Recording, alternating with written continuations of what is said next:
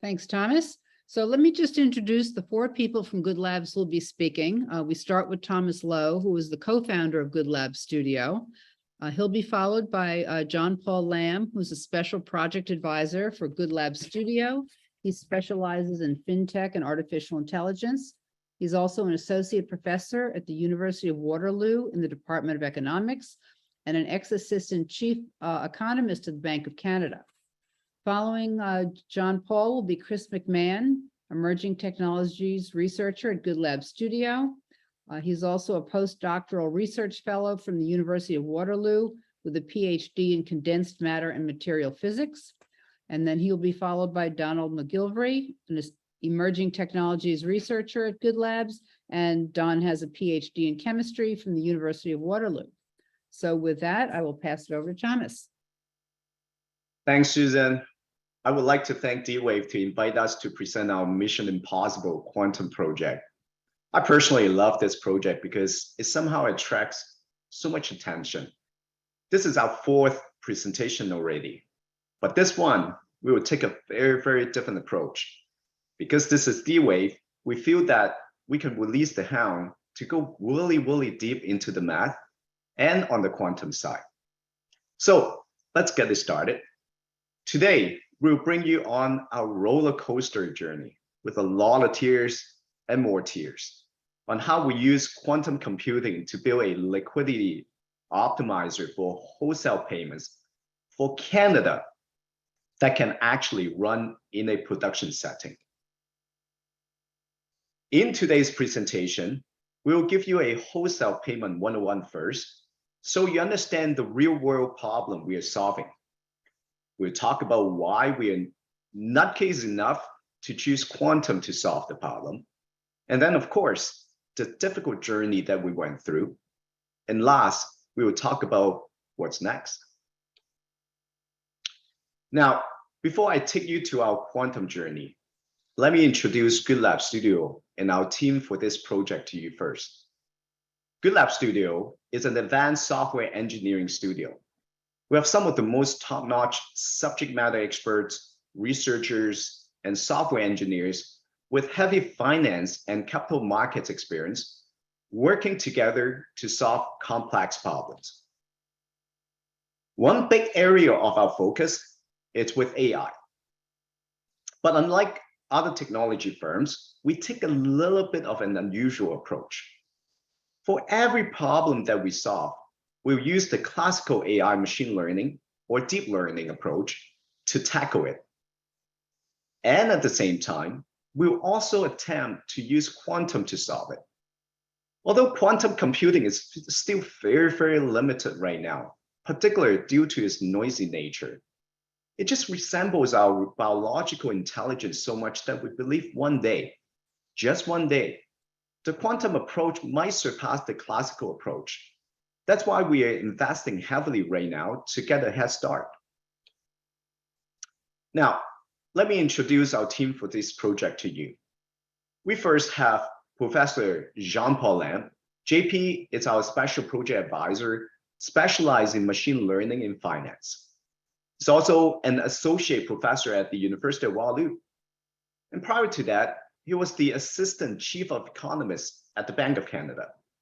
For this project, JP is our subject matter expert in high-value payment processing. We also have Chris and Donald, our in-house quantum and AI researchers. We also have a separate team to use classical AI to solve the same problem and see if they can beat the quantum optimization. Because today it's with D-Wave, we refuse to invite them to this presentation because they'll ruin the party. Now, I also want to take the opportunity to give special thanks to D-Wave's CQM team to suffer with us through the journey. Alex, Piggy, and Tim provide amazing help to us, particularly Alex, to tolerate my impatience a lot. And I purposely used much smaller font size for Jonathan's name because he actually didn't give me a friends and family discount. So I thought we were friends. So let's get right into what the real world problem we're trying to solve with Quantum. Just to give a little background of the project, this project was kicked off by the Bank of Canada's Pivot program.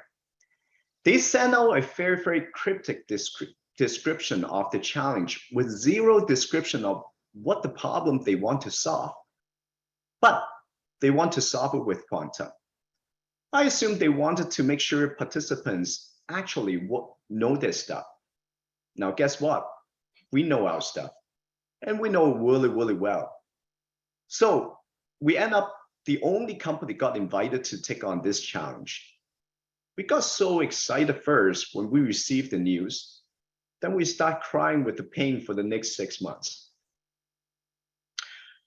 After looking at all the possible challenges the Bank of Canada has, we decide to tackle the high-value payment systems for the major financial institution in Canada to exchange payments. It is the financial backbone of Canada. With the 2008 financial crisis, they now need to settle on a gross basis to prevent similar ripple effect of the like of Lehman Brothers epic collapse. But gross settlement is very costly to all the financial institutions. To bring optimization of the cost by rearranging the payment queues, as you already know, it is a NP hard problem. Okay, as I promised, I would like to have JP to give you a wholesale payment 101 first to warm you up. JP is an associate professor at the University of Waterloo, and prior to that, he was the assistant chief of economist at the Bank of Canada. JP knows the high-value payment processing inside and out, and is our subject matter expert for this project. JP, all to you, show your face, and talk about the wholesale payment 101 with us. Thank you very much, Thomas, and good morning to everyone, and thank you for joining us. Our project focuses on optimizing liquidity in the Canadian high-value payment system called LINX. LINX was introduced in September 2021 and is used by all banks in Canada to send and receive high-value and time-critical payments with real-time settlement finality on behalf of their clients. LINX processes 50,000 wholesale payments requests on a daily basis with an average value of $500 billion. Currently, there are 17 direct participants in LINX. This number will increase over time. So as a comparison of its importance and size, the Canadian gross domestic product, GDP, is about $2.1 trillion. So the value of transactions that LINX processes every day is about 25% of the size of Canada's GDP. That's pretty huge. If you do the math, LINX processes a value about 65 times the size of the Canadian economy every year.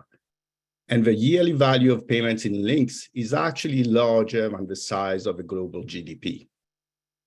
So LINX is operated by Payments Canada and regulated by the Bank of Canada. It is of systemic importance for Canada's financial infrastructure, as Thomas said, and serves as a critical tool through which the Bank of Canada implements monetary policy. So payments in a high-value system can be processed either on a gross basis individually or a net basis as a batch. As you can see here, you have many banks sending payments and receiving payments on behalf of their clients, and they do that during the whole day. So in a gross settlement system, once banks have satisfied risk controls, such as allocating the required collateral to the central bank, they can process payment requests from their clients in the order they arrive with finality. One huge advantage of the gross settlement system is that payments are in real time, so they are settled as they come. and they are settled also with finality. So there's no uncertainty. That has the advantage of eliminating settlement delays, but also credit risk.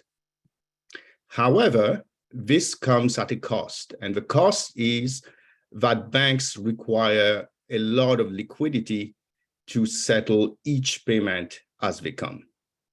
If we compare this gross settlement system to a net deferred settlement, which Canada system was a few years ago, payment orders in a net deferred settlement system are exchanged during a clearing period. And they are settled at the end of the period, which is usually at the end of the day. So the values of all incoming and outgoing funds transfers are offset for each participant during the clearing period at the end of the day. As a result, in the net system, liquidity needs are much lower, but this comes at a cost. And the cost is that you have huge settlement delays because everything is settled at the end of the day, and that can lead to credit risk. So let us consider two simple examples to illustrate how the net settlement system works and the gross settlement system works. So remember, the net settlement system was Canada's old system. In this example, we have two banks, let's call them Johnny and Mary. And Johnny is sending $10 billion to Mary, then sending $5 billion to Mary, and finally, Mary sending $14 billion to Johnny at the end of the day. So remember, with a net settlement system, you wait until the end of the day, and then you compute the position of each participant.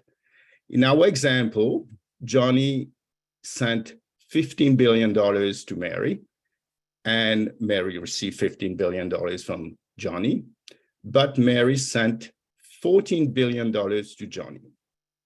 So the net liquidity cost for Johnny is therefore $1 billion because he paid 15 billion and received only 14, whereas the liquidity requirement for Mary is 0.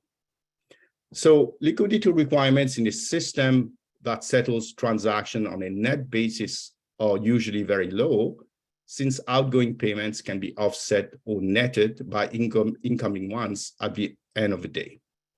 That's a big advantage of the system. However, because payment systems are settled at the end of the day, there are settlement delays and settlement risk.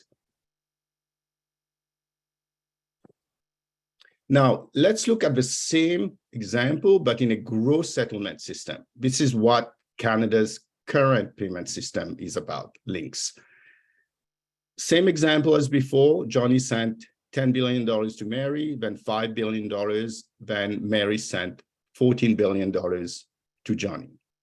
Because payments are settled in real time and as they come, you can see now that the liquidity requirement for Johnny is now 15 billion compared to 1 in the other system, but Mary still doesn't need any liquidity requirement because she receives 15 and only paying 14.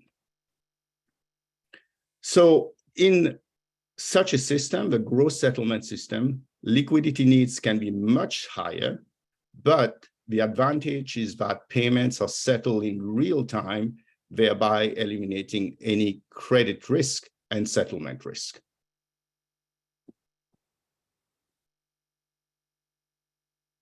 Now, although liquidity needs in a deferred net settlement system are lower, settlement risk can be an issue. So in our example, if Mary defaults and fails to meet her payment obligations at the end of the day, this will lead to a cascading effect and will possibly lead to default, not just for Mary, but also for Johnny. If you think that this cannot happen, well, we have a few examples throughout history. The most famous and notorious and recent one is the collapse of Lehman Brothers and Bear Stearns. And without the intervention of a central bank in 2008 and 2009, default by Lehman Brothers would have led to the collapse of the entire financial system around the world. So to minimize credit and liquidity risk, and because of the increase in the value of the transactions and the need for faster settlements, Canada has moved away from this net deferred settlement system to LINX, which is now a real-time gross settlement system. So in an RTGS, a real-time gross settlement system, which LINX is all about, banks can delay submitting their payments and wait for incoming payments to fund their outgoing payments. And by doing so, they can reduce the overall liquidity need. However, if they do that, this will lead not only to settlement delays, but also to increased settlement risk. So the question we are asking here in this research is whether we can reduce the liquidity needs of banks in this gross settlement system without fundamentally changing the system risk model. This is a well-known problem, and existing gross settlement have relied on so-called liquidity savings mechanisms to reduce the liquidity costs of participants without trying to increase settlement risk and delays significantly. Existing liquidity savings mechanisms are based on simple or basic techniques that are often not or far from being optimal. So unlike our algorithm, these liquidity savings mechanisms leave money on the table and do not optimize liquidity savings while minimizing settlement delay. So what do? Fairly simple stuff. We collect payment requests from all banks in a queue and find the best queuing arrangement that minimizes the liquidity funding of banks. As Chris and Donald will later describe, the computers we currently have cannot rearrange large queues. So to do so, we built and use a quantum algorithm that is more direct and transparent. And our algorithm will search for the entire solution space and chooses the solution that maximizes, in most cases, the amount of liquidity savings while minimizing the real-time settlement delay. I will pass it back to Chris to kickstart the Quantum 101. Chris got his PhD in condensed matters and material physics, and he's also a postdoc from the University of Waterloo. He's now an emerging technologies researcher at GoodLabs, handling AI and quantum research for finance and healthcare projects. And Chris loves to talk about quantum. So Chris, all to you. Thanks, JP. Yeah, thanks for making that great description of the financial side of our problem. So I'm going to switch gears now and talk about the math required to solve it on a quantum device. But first, maybe we can perk up the audience with a quick poll. So after hearing about the scale of our problem, how much do you guys think our optimizer is going to be able to provide in savings? Is it going to be A, hundreds of thousands, B, millions, or C, billions? Hopefully it popped up on your screen and we can give everybody a few seconds to submit their answers.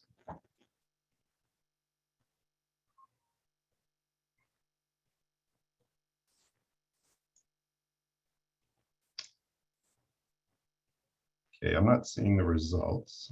Oh, here they come in.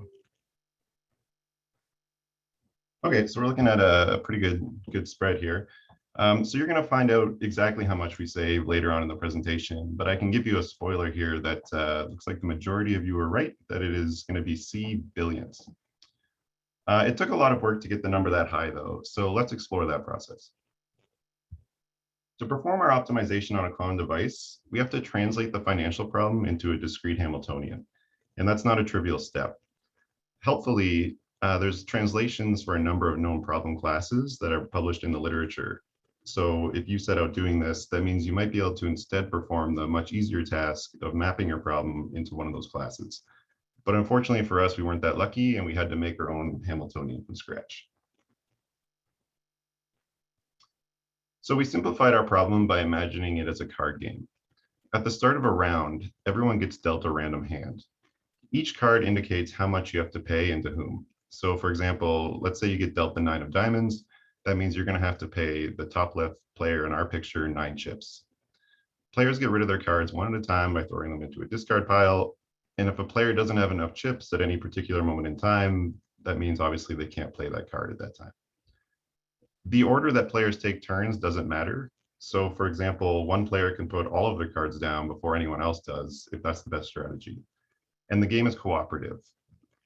It's the team's goals to figure out the best order of plays that minimizes the total number of chips everyone has to start with. The lower the team score, the better. Okay, so now getting into the math, we can solve our optimization by minimizing a Hamiltonian. Specifically, this is a mixed binary optimization with quadratic penalty terms that are used to enforce constraints. So before the game begins, we label each payment with index I, which denotes the real-time order that payments were submitted to the financial system, but frankly, this index can be arbitrary. Our strategy is to find a mapping from I to a new index T that will hopefully be the optimal order of settlement. X with subscripts I and T is our binary decision variable. It has a value of 1 if payment I is settled at position T and 0 otherwise. Our main objective function before constraints are applied is simply just that first term, the sum over B alpha, where we're using alpha to index the player names. So B is the amount of cash we need to give each player to keep them liquid and thus ensure that every payment can settle. If we minimize this sum over B, we win the game. So our constraints end up doing the heavy lifting. The first constraint at the top of the screen here calculates the net balance belonging to player alpha. And we force that to be greater than or equal to 0 after every single payment. So specifically, we add player alpha's initial balance, which is left over from previous rounds of the game, to the extra amount that we will end up giving them this round, B, that we talked about, and also the change in player alpha's balance due to all the cards that have been played so far this round, which we calculate with the double sum over I and T. Then we have 2 more constraints shown here on the bottom half of the slide, which are just for bookkeeping. They make sure that every payment gets settled once and only once. So from the start, we were determined to avoid falling into an academic exercise, which can really happen in quantum. Our number 1 goal was to see if we could develop a practical solution. So we had to explore a variety of technologies at the outset. Universal computing algorithms, of course, have significant resource limitations, even on today's best systems. And it quickly became apparent that this technology isn't going to be up for the task, at least not yet. We also looked at quantum-inspired approaches such as simulated bifurcation machines, SBMs, and they're really promising, but after talking to vendors, we found ourselves still too limited in both size and speed. So in the end, D-Wave's quantum annealer was a clear winner for us. It could solve a large enough problem to provide substantial liquidity savings, returning optimal or close to optimal results quickly enough to be competitive with classical solvers like Skip. We used D-Wave's new constrained quadratic model, or CQM, which actually first became available partway through our development and addressed some critical bottlenecks that we were experiencing with the BQM before that. The CQM has access to 5,000 qubits on their hybrid solver, and this translated into a maximum rearrangement of 700 payments per optimization batch. So we built our pipeline to look like this. First, we wait while payments accumulate. In real time, this would take anywhere from a few seconds to a few minutes, depending on what's happening in the financial system. Next, we build the D-Wave CQM object by defining the decision variables and constraints that you saw in our Hamiltonian.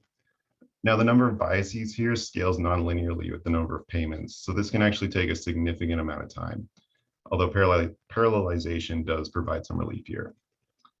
Then we send the CQM object, which again can be quite large and thus slow to transfer, over to D-Wave. And finally, we have to process the results that are returned to suss out the optimal answer. Okay, so with that, I'm going to hand things over to Don, who can walk us through what happened when we ran this pipeline. Don got his PhD in quantum chemistry from the University of Waterloo and is now a resident data guru at GoodLabs. Don, all you. Thank you, Chris. Yeah, before I begin, let's just do another quick fun poll to make sure everybody's paying attention. What is the biggest size of the batch of payments that D-Wave CQM can handle in less than a minute with returning feasible solutions? A, 140, B, 700, or C, 1,000? Just give it a minute here.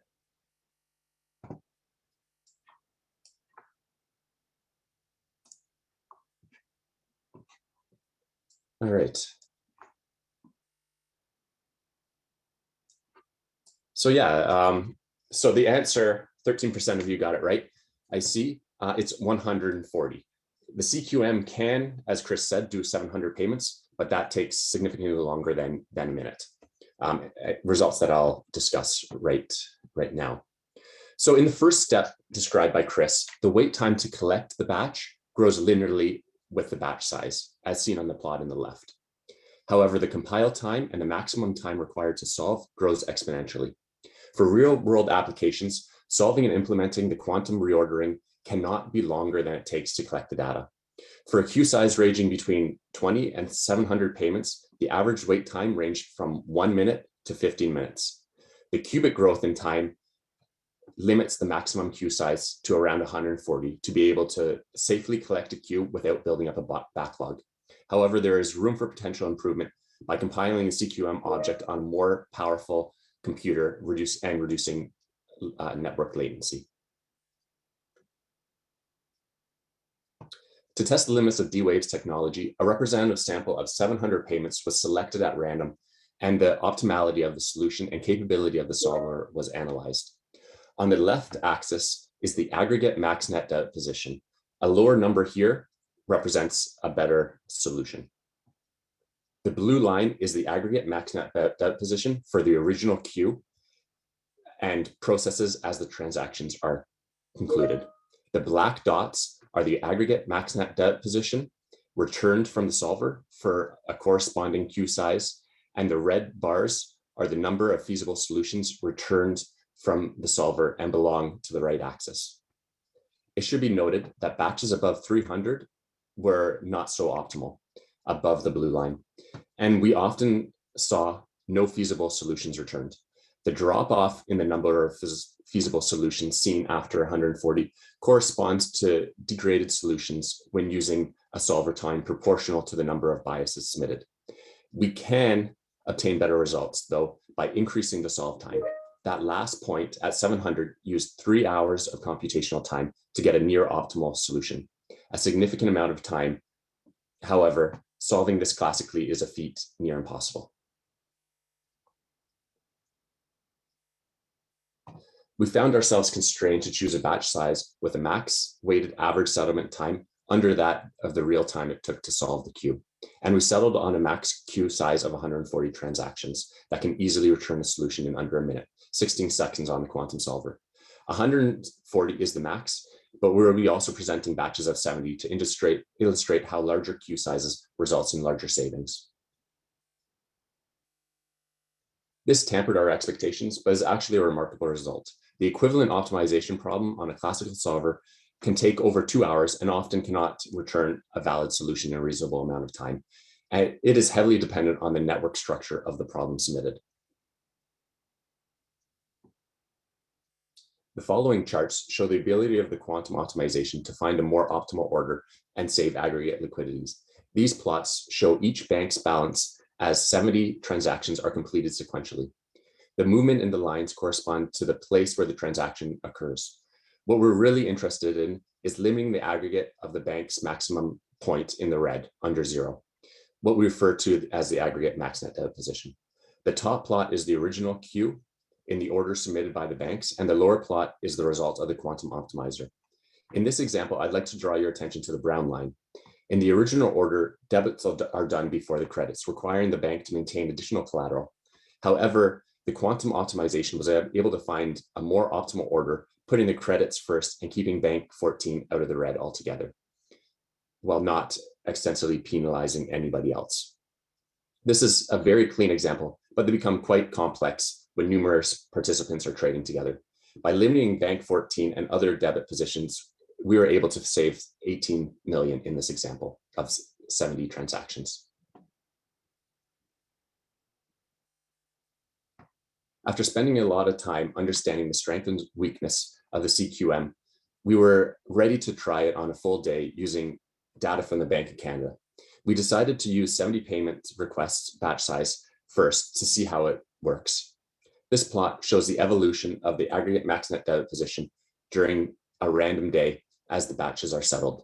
The blue line is the original first in, first out order, and the orange is the order from the CQM optimized batches. As you can see, the Quantum 70 was able to provide liquidity savings when presented queues that can be optimized. However, it was discovered that savings could be wiped out when presented with queues that moved the aggregate max net doubt position and had no optimal solutions, as seen around 2 p.m. and 4 p.m. and is just the nature of the data that we're working with. This was quite disappointing, and this little emoji is the face that Thomas gave us, and the quote that he said to us when we showed him the results. The data has a long-tailed Pareto distribution where 99% of the results are caused by 1% of the data. There are cycles where banks are more or less active during the day. Because of these low-dense payment networks, only 25% of the batches were optimizable under a sliding fixed batch approach. When a more optimal queue exists, the quantum annealer can find it, and we see a diversion from FIFO. Therefore, we designed a pre-processing algorithm to reorganize the transactions and present the quantum annealer a denser network of transactions, forcing the quantum annealer to do the heavy lifting. We called this algorithm Meepo in reference to a video game character that can be two places at once, aka a superposition. After implementing Meepo processing algorithm, we achieved 447 million in savings and maintained more savings around the previous liquidity destroying batches mentioned previously. And Thomas's face here is starting to improve. After these encouraging results, we want to test our second hypothesis that a larger batch with a larger pool of liquidity will allow for more opportunities for optimization. We bumped up the batch size to 140 and ran the day again together with Meepo. We saw almost $1 billion in savings liquidity compared to FIFO, a huge sum of money and very promising result. A representative 30 days of data was chosen from simulated payment data containing 16 banks, including 10 large volume days, to determine how it might perform in production. On average, a total of 506 million was saved per day, with a maximum savings seen at 1.56 billion when using the Meepo algorithm with a queue size of 140. Before we go on, these were very promising results and significant savings. So before we go on, I'd like to just do another quick fun poll. How much would running our payment optimizer on the CQM in production per day cost us?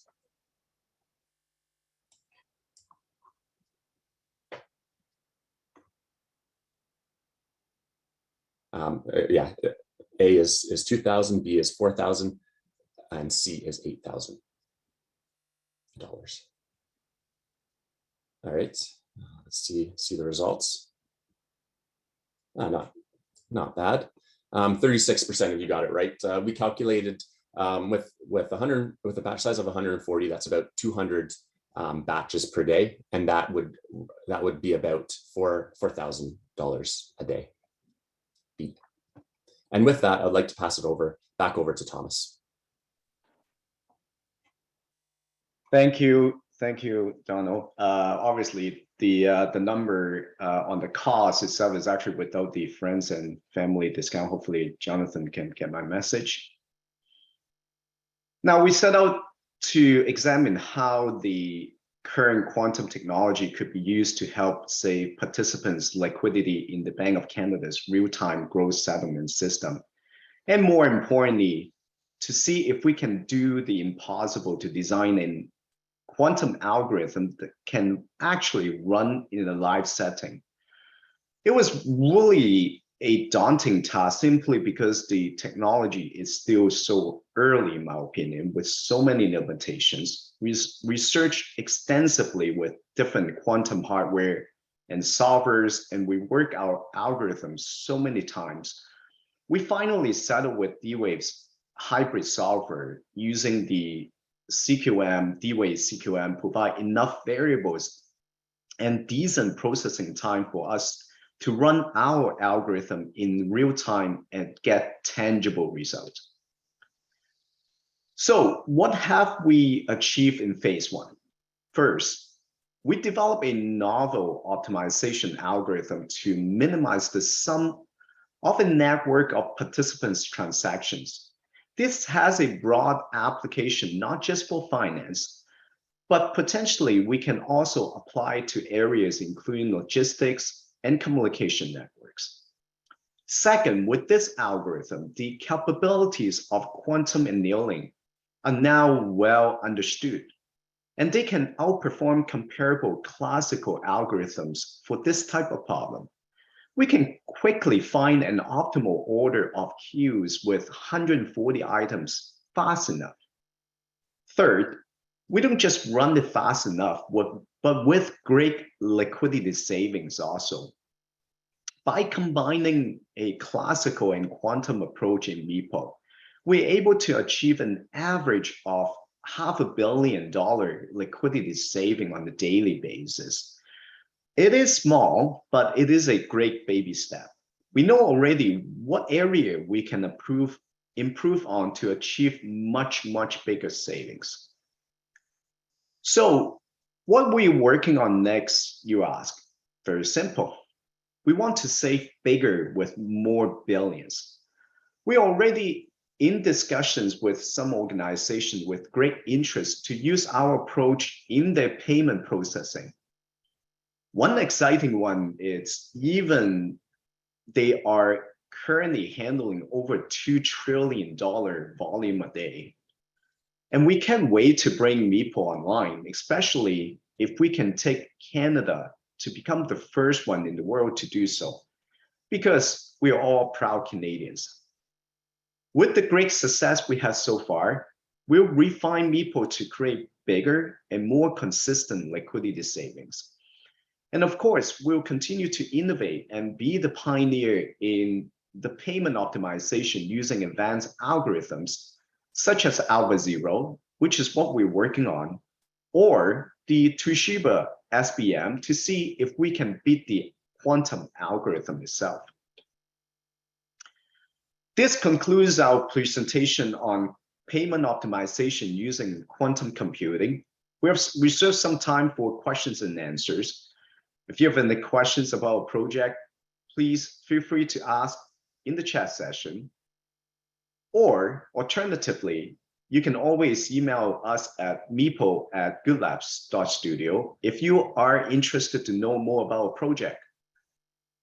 Once again, I would like to thank D-Wave to give us the opportunity to present our such a challenging project, but fascinating.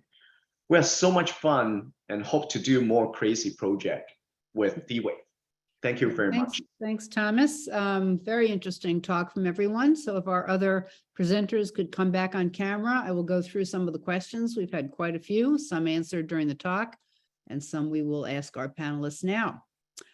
So the first question is, do you use any type of parallelization for preparing the data, for example, GPUs? Chris O'Donnell? Yeah, sure, I'll jump in. You certainly can, yeah, and it helps a lot. So when you're calculating these biases, I mean, it depends on the details of your particular problem, and we are lucky enough with the details of ours that many of those biases can be calculated independently. So yeah, parallelization can help a lot. Okay, question. What is it that is being optimized? The order of the payments, meaning that different orders lead to different amount of liquidity required? Maybe it's a JP's question. So we are optimizing liquidity. So the cost of liquidity, we're minimizing the cost of liquidity for all the participants in the system. The way we're doing it is just finding the optimal queue arrangement that would minimize that cost. So basically, if you want some intuition of what it's doing, you want to use the existing liquidity in the system. You don't want to put up your own liquidity. So what the algorithm is doing, it's collecting as many payments as possible so that the system overall is rich in liquidity, and using internal liquidity to settle further payments down the line, rather than forcing participants to put up their own liquidity. Okay, and kind of a follow-on question to that. Does money saved here mean less money being placed as collateral by the bank? Yes, it does. It means that. So at the end of the way the system works, for systemic reason, participants have to put collateral at the beginning of the day so that they can guarantee payments throughout the day. And this collateral is dynamic and depends on how much liquidity usage there was the previous week or the previous month. So if the system is saving more and more liquidity over time, that liquidity usage obviously will fall over time. So the collateral that each participant is going to allocate every morning is going to fall. And obviously there's huge opportunity costs for putting up collateral because that collateral is what I would call dead money. It just stays there. So if you have to put up less collateral as a bank, you can use that those funds to reallocate to consumers and firms or to invest. So the savings that we are showing are pure savings. We're not talking about the opportunity cost yet because we don't know what banks might do with those savings. Okay. Can you please talk about Meepo a little bit more, especially in regard as to how it helped boost CQM optimization?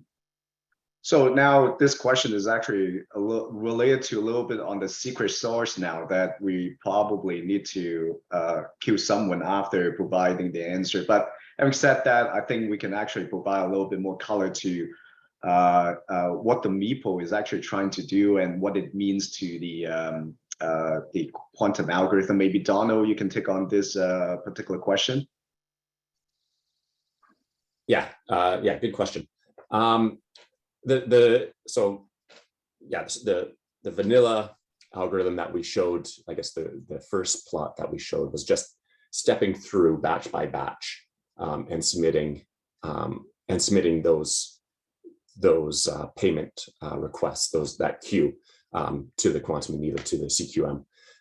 But because of the nature of the data, if one of the banks is only a payee or doesn't participate very often or doesn't contribute much liquidity, then the CQM can't do much for that batch.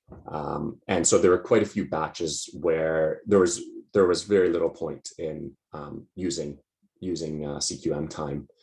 So we developed an algorithm to best organize the network of transactions to make sure that we were utilizing the CQM time appropriately and being able to get a nice optimized solution. Okay. Regarding 16 seconds equal to 2 hours of classical, what are you comparing with? Since even in classical, there are many types of solvers, like open source and commercial solvers have themselves huge time differences. Yeah, this is a great question, and because there's such a huge diversity, and depends on what computer you're running on, and what solver and what approach you're running on.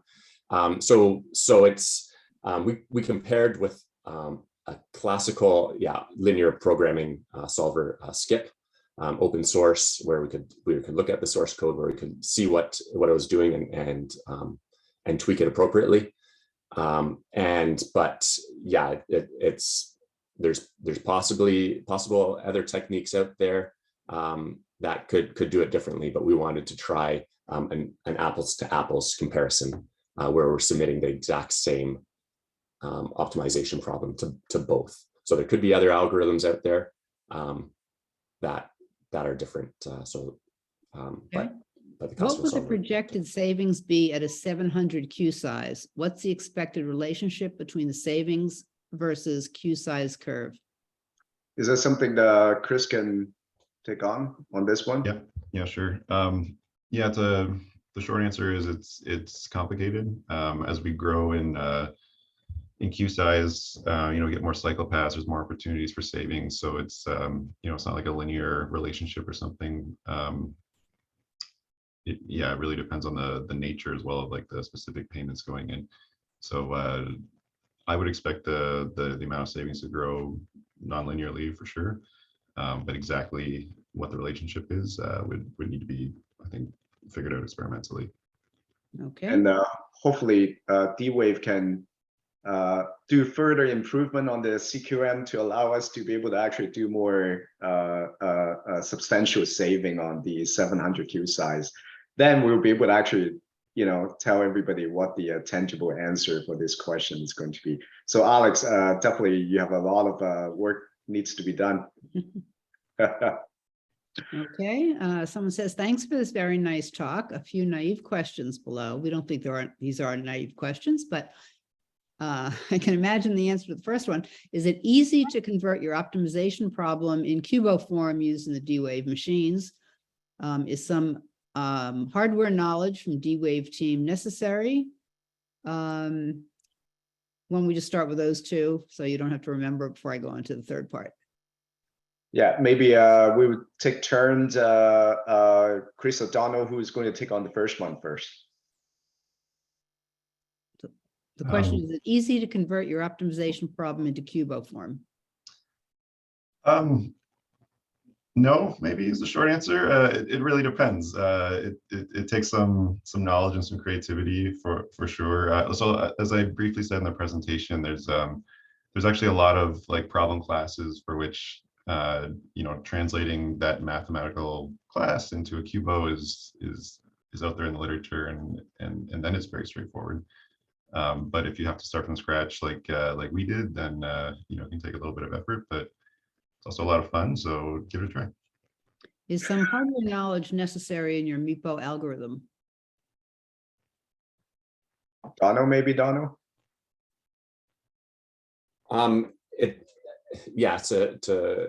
It kind of blends in with the previous question. We started with the BQM, in which, yeah, you need to know a little bit more about the hardware, more about what's happening on D-Wave side. But we switched to the CQM, which case D-Wave took care of all the constraints and all the variables, and compiled them in a manner that was quick enough for us to utilize. So if it depends on how deep you want to go is my answer to that. Maybe D-Wave also can illuminate here. Okay, next question. Can you talk about how you handle any constraints that don't lend themselves to quantum optimization? What was your strategy for dealing with them? And there's actually a reference to a preprint out there, but I don't think it would necessarily mean a whole lot if I mentioned that. So if you could just answer that part of the question. Would that be Chris? Sure. Yeah, so I mean, it depends what you mean by it doesn't lend itself to quantum optimization. If you can represent it in a, you know, a quadratic unconstrained binary optimization format, a Cubo, then it does lend itself to quantum. But you know, so for example, in our problem, we had inequality constraints, which quadratic penalty terms aren't great at, right? So you have to add slack variables to ensure the inequality, which requires a lot more resources than if you didn't have to. So, you know, I don't think there's much way of getting around it unless you can cleverly come up with a different mathematical representation of your problem. So, you know, there's a lot of translations involved here. You have like the qualitative problem that you're starting with. You have to be able to write down, you know, some mathematical expression for it, then be able to translate it eventually into a Cubo, and there might be, you know, a translation in between there to one of those classes before it eventually gets to the Hamiltonian. So there's a lot of room for creativity, I suppose. All right, you talked about real time. Is 140 Q size the max limit to run in real time, meaning less than a minute at the moment? Yeah, and that's just because at the moment that's as fast as we were able to get. And if the payments came in slower, then yeah, we could do a larger we could do a larger batch. But okay, yeah, because to compile that object grew cubically, we were kind of limited where the amount of the the rate at which transactions were submitted was limited by the cubic exponential of solving it. A few people had asked about whether a paper was available, and I understand from one of the answers that there is a paper in process. So someone is asking, can we get a note when the paper is out? Do you have any time frame you want to give us, or? Maybe is JP, any idea when the paper will be published? Very, very soon, I would say, before the fall for sure. Yeah, and we definitely can actually provide an update on that for sure. Okay. We have a lot of other questions, but really only a minute or two. So here's a question. What could be the risks of highly optimized liquidity? Associated with that, JP? Yeah, I'm not sure if I understand the question very well, but let me sort of, liquidity is, risk is how, a bank's inability to meet its obligation, whether it's real or perceived, and that would threaten the whole financial system here. So our algorithm, what it does, it not only reduces liquidity costs, but it also reduces settlement time. So if you picture an x-axis and a y-axis with settlement time on the x-axis and liquidity costs on the y-axis, the point of origin would be sort of the optimal point, the bliss point. And what we're trying to do is move closer and closer to that origin. So there's what we would call Pareto improvement in our system, where everybody would benefit without anyone being worse off here. All right, and here's a great question. What's the minimal queue size that a quantum solution would need to tackle before you can get adoption by the banking system?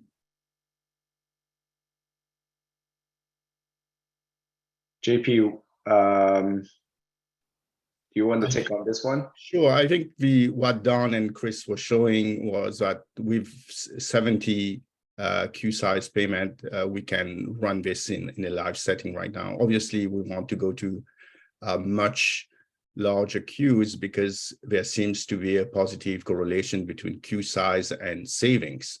So that's what we're working on. But as Thomas said, that we are in talks with some organizations, some payment system, including central banks, to test our system in their payment system. So we will start with a 70 and a 140, and hopefully in a couple of months, we know technology change fairly quickly, which we hope to be able to implement much larger size queue. Okay, with that, we are running out of time. We do have additional questions. So to the people that asked them, when we're done, I will send off the questions to the GoodLabs team. They can respond to you over email. With that, thank you so much to GoodLabs for participating today. As the attendees probably know, we do webinars about every month. So hopefully you're on our mailing list and can get notification about additional ones. As soon as this one is up and on our YouTube channel, we'll send out an email to everybody. So thank you so much. Appreciate everyone coming and spending an hour with us today, and I hope everyone has a great day. Thank you. Thank you very much. Bye-bye. Bye-bye.